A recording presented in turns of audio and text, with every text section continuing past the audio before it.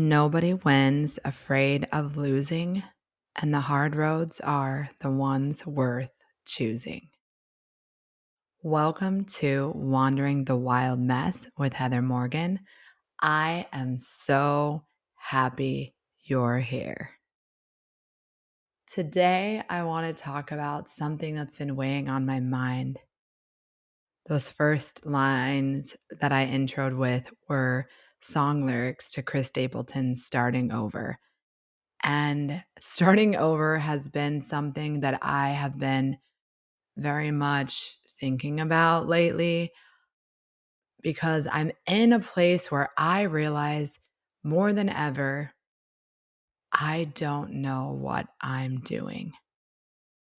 And I think it sounds wild to say it out loud as a grown woman that should, but it's been something that I've been thinking about very often because I feel like I'm a little bit duped and I don't know if I'm the only one. Please say I'm not.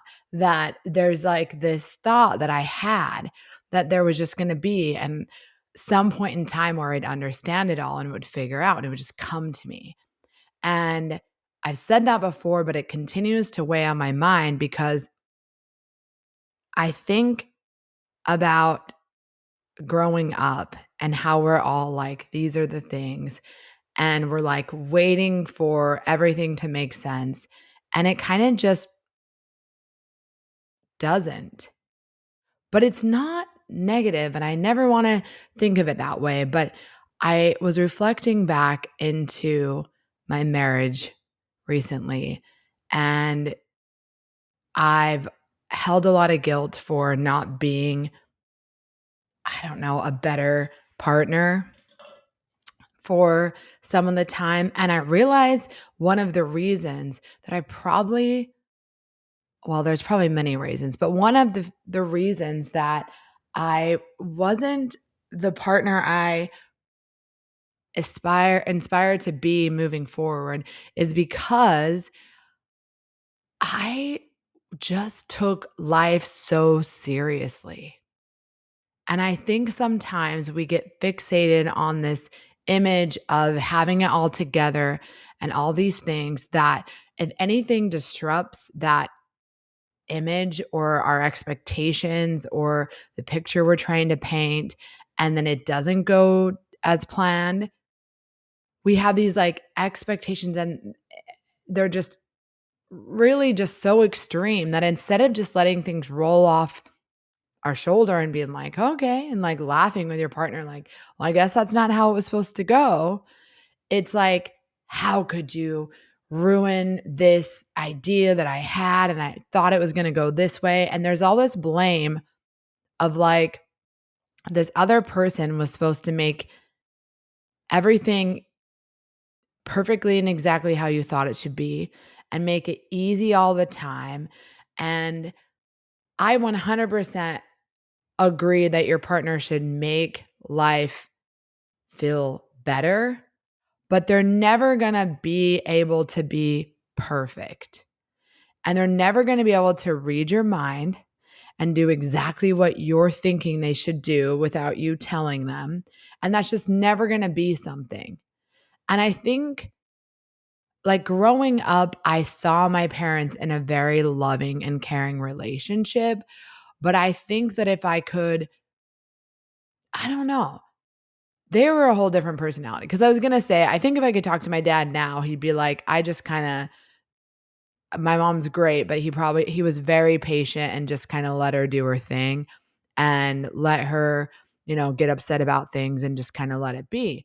But and she wasn't at all like me. I mean, she was rarely upset about things and they weren't the same kind of things that I allowed to creep in my marriage for me to get upset about. But I'm just saying that I didn't really see a ton of conflict with them. So I think I anticipated the same. And although we didn't have like a lot of conflict, I think maybe not seeing conflict I didn't really know how to communicate calmly how I felt about things that made me not feel good. And I think he probably, and I don't want to speak for him, but how it felt in the relationship was almost as if it was just easy for him to pretend that it was just gonna be fine, because I was really I could get a little upset in a moment, and then I was, like, over it. So, it was just easier to just not address it and be like, "She's gonna get over it." And we learn so much from how we see things in our childhood, which is crazy to me to think about now that I'm starting over, because I didn't realize that so much until I continued to get older, and I just, like, would learn things about my ex and how his family was and how that impacted things that he would do, and I started to notice the same for me.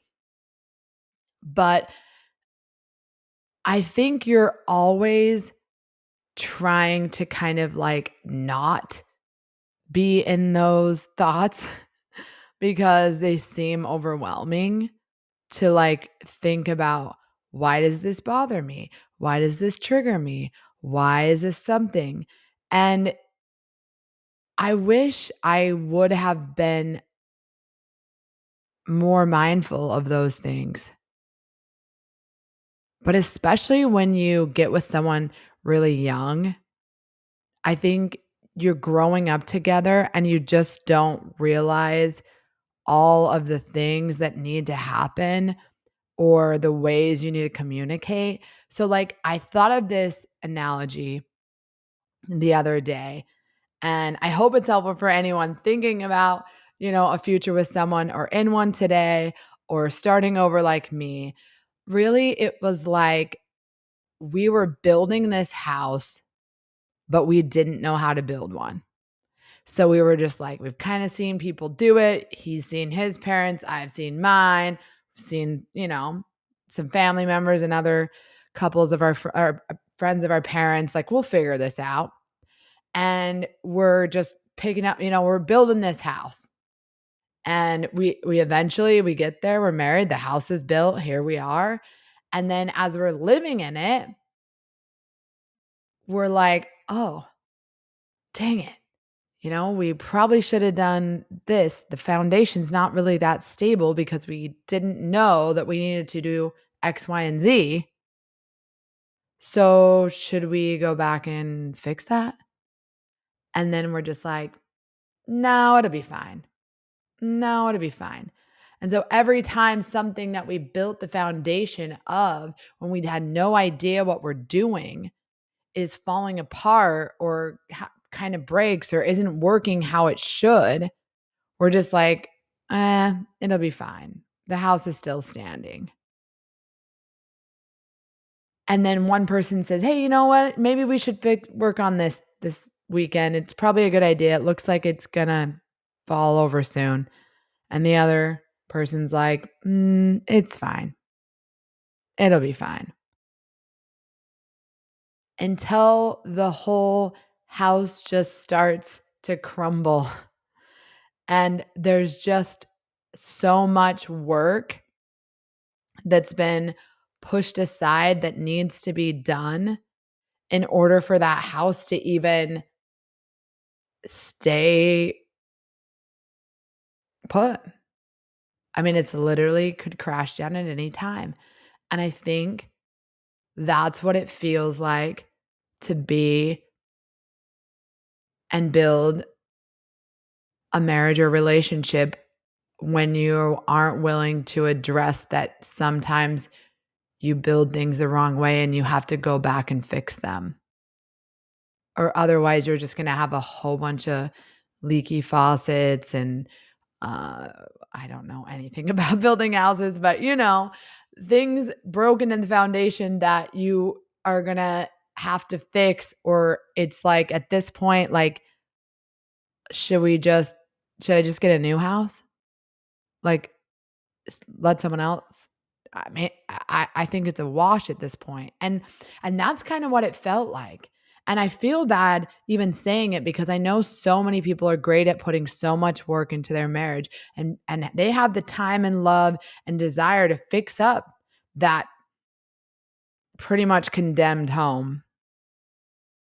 But I think other people just go, "I don't know if I could put in another few years trying to fix this falling apart house with this person that now I've built up so much resentment because they didn't want to help me fix it for so long. And now it's falling apart. And it's not all their fault. And it's not all mine. I mean, we both built the house together.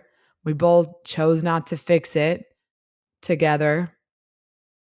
And then when it's that much falling apart and someone raises their hand and says, "Okay, fine, I'm ready to fix it," after the other person wants to move out.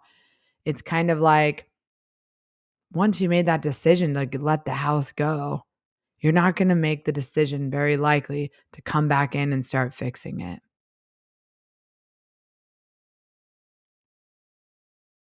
But I get it. You might not be ready to just buy another house right after that. You're like, "Oh, that was a lot of work. I just gotta rent for a minute and figure out my life before I find another house to build with someone," if that's even a thought at the moment. And I think anything in life, when you start building it and you don't really know what you're doing, always have to fix things along the way. And I think about that even in business, like working for the large corporations that I had, so many processes. If they just would have, we implement right, we don't know what we don't know. But then you just got to go back in and fix it once you find the mistake, or otherwise it just becomes ginormous and then like a much bigger and harder and more difficult project. And so many times it just seems like putting the band aid on is the right way to do it and be like, "Ah, it'll be fine." But it's never.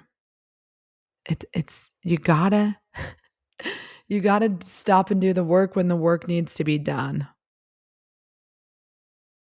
And so I'm working so hard on that and understanding that that's how it needs to be and reflecting back on knowing that I just didn't know what I didn't know.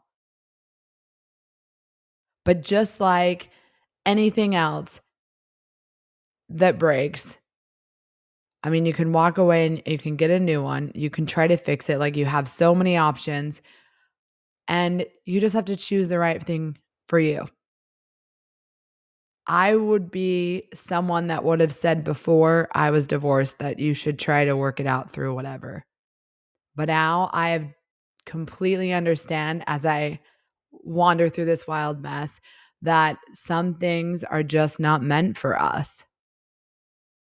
And that and knowing that and trusting that what's not meant for us will leave us and what's meant for us will stay makes life not that serious. Cause it's like, all right, something's better is on the way. And so every time I would beat myself up over not trying harder or doing more, or I would get upset in my relationship about him not meeting certain expectations. Like that anger didn't change a thing. That didn't, anger doesn't change anyone's behavior and it sure doesn't make a situation any better. Literally, all it does is tells you that you need to create a boundary. So if you just keep getting angry without creating a boundary, then it's always just going to be a thing.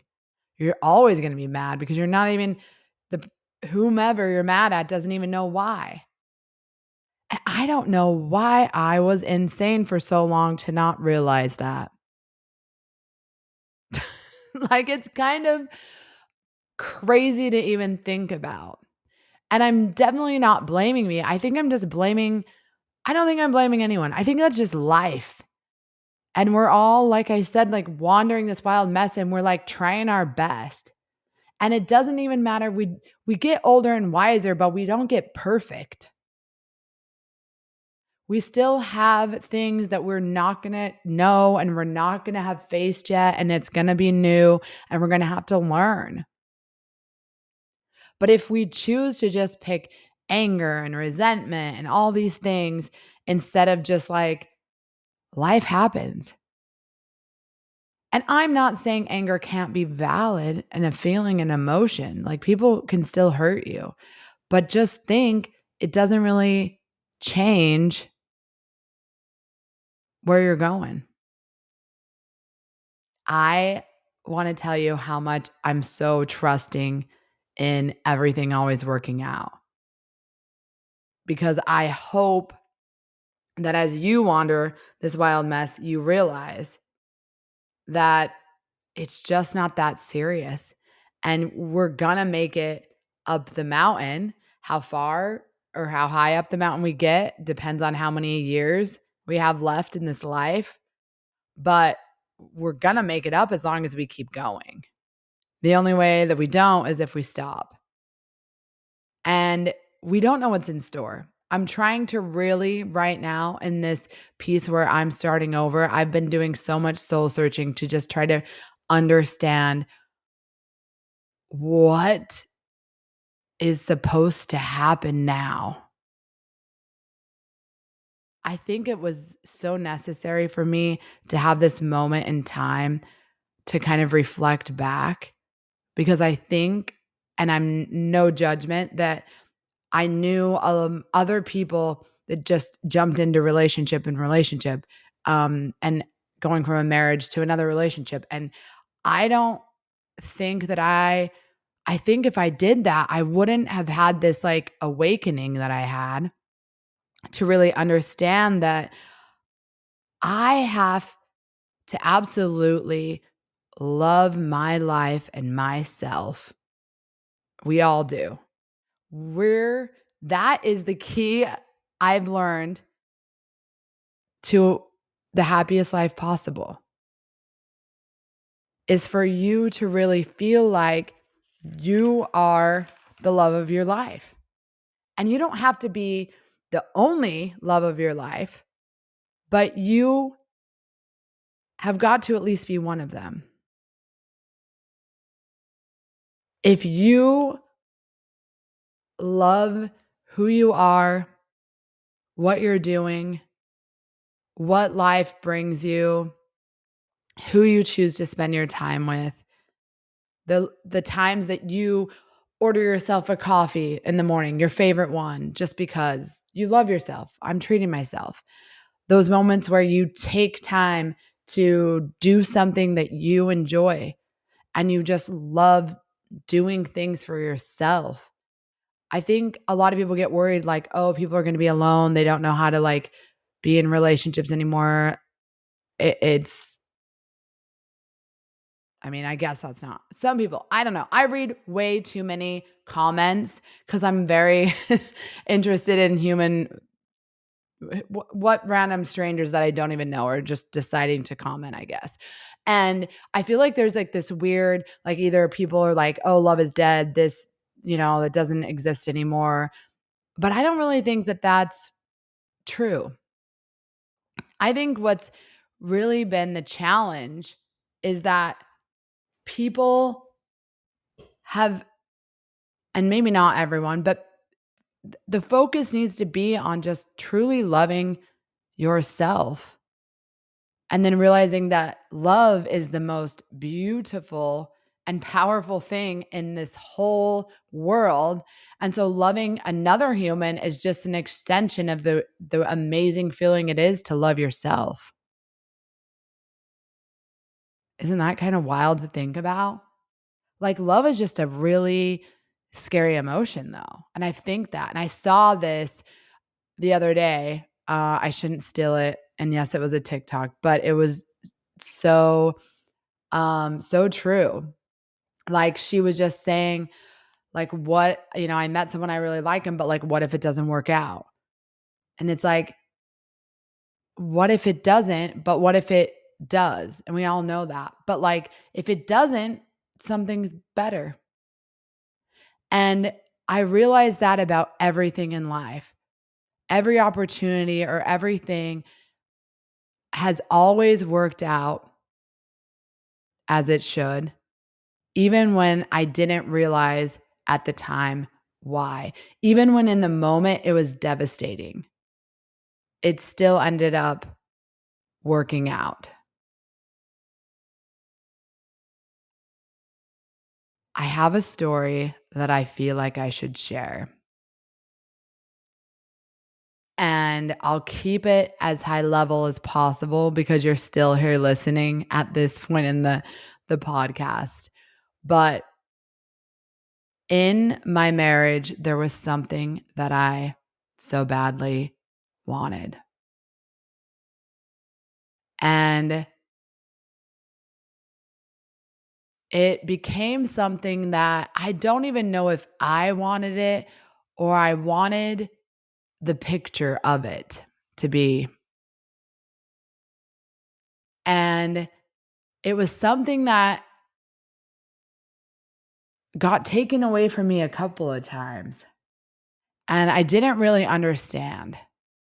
And I remember so many tears and emotions just overwhelming me all the time. I remember everywhere I was when any of this information was just coming to me. I remember everything so vividly when I think back. And this happened like throughout the marriage. And so when I think about just such an overwhelmingly emotional roller coaster of things going on that really no one knew about and really no one was to blame ish, I just realized how much I so badly wanted those things in that moment. And now fast forward realizing that everything would be so different if I had them. And I'm not sure that's what I should have had. And I'm completely and utterly okay with that now. My heart is at peace. I think my mind just gets overwhelmed thinking about what could have been. And secondly, more so just, the pain and the disappointment that we go through in life sometimes. But it worked out. It worked out. And I know now more than ever, and at that time, it's so hard to see it that way when you're in it. But if you start realizing that that's always the case, you can still feel discouraged or sad or upset in those moments. But trusting that it's going to work out how it's supposed to, you don't have to know how, but it will. And that just takes so much weight off. I'm not saying like hard things happen, I get it. And you're like, that doesn't even make any sense. But I've never been more sure in my life that the right things at the right time happen for the right reasons. But we just have to trust. And believe me, I was not someone that came into this life being like, yeah, I just trust. I mean, I grew up Mormon and I remember going to church every Sunday with my family, and there's all this talk about the Holy Ghost. And I remember they would talk about having a testimony. And I'm probably like, literally, like, I was that kid. I'm probably like 12 at the time.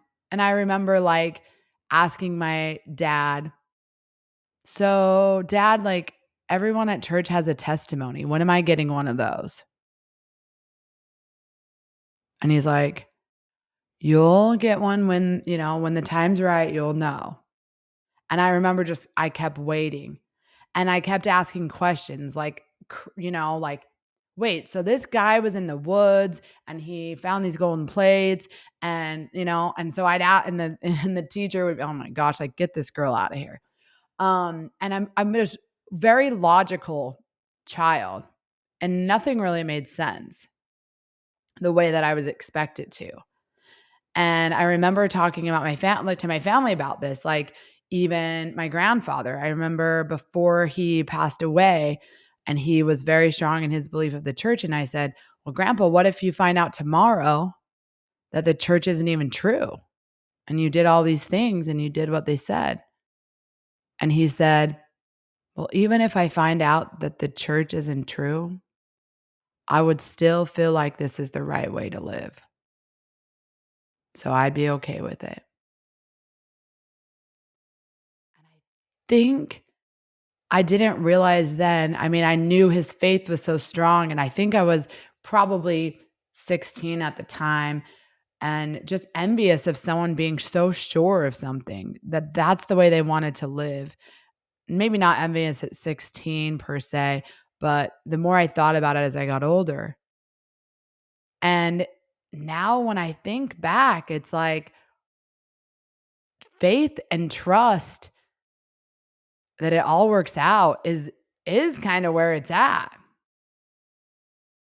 I think that's just where you find your happiest place and your peace because you bring more love into the world because you trust that it's okay and you let go of more anger and you make decisions knowing that it'll work out as it should. You don't try to force things in your life because you trust what's meant for you will stay. It's just such a different and much more peaceful place to be. So, as I wrap up this episode, I just want to say that starting over has been one of the scariest things I've ever done. And it continues to be scary. But I know that I'm exactly where I need to be. So, if you're worried that you don't know where you're at or where you should be, or you're not meeting these crazy expectations you put on yourself, or your partner's not meeting those expectations, take a step back. No one gives you a playbook how life's supposed to go or act in every situation. It's not that serious. It's just not that serious. So I'll end by saying I couldn't be happier to start all over, but I'm scared as can be to do things differently than I've ever done. But if you're not growing if you're not afraid. I feel that. If it's just like you're in autopilot, like when you're driving in autopilot, like you're not fearing anything. Like it's not until something comes in your view that you're not expecting that you're even thinking, right? You're just doing. But when you're actively doing things that scare you, that's when you're growing. You're like, I don't even know what I'm doing, but look at all I've learned. And that's just a exciting place to be. So I challenge you to change your perspective anytime you're faced with how do I even start over here, but I know I want to, and go, I don't need to know how. I just need to do. I just need to do. So thank you for listening to Wandering the Wild Mess with Heather Morgan. You matter.